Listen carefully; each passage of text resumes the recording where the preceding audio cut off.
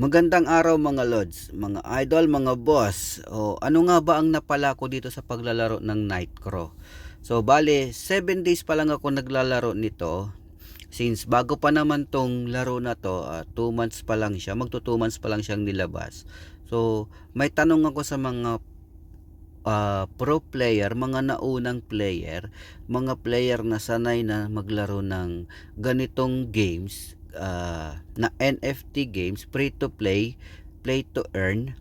So mga boss, kapag hindi ka gagastos, anong mas magandang gawin? Kasi wala akong planong gumastos dito, and then based on my experience mga lods, mga idol, sa experience ko, pagdating kasi ng level 36, nahirapan na ako magpa-level mga idol, kasi unang-una miss na yung damage ko.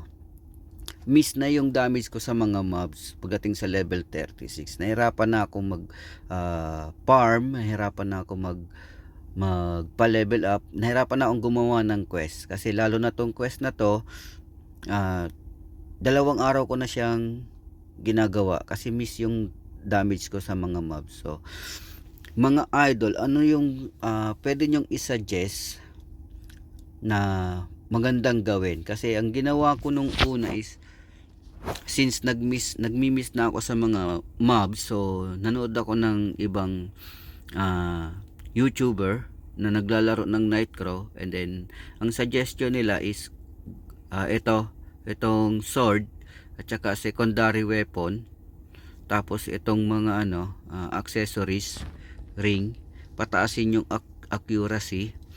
Lahat na may accuracy is pataasin ng ng i-ups o gumawa ng magandang item, blue item, para hindi na ako mag-miss. So ayun, tama ba yung mga napanood ko na na suggestion sa ibang player na naglalaro ng Nightcrow?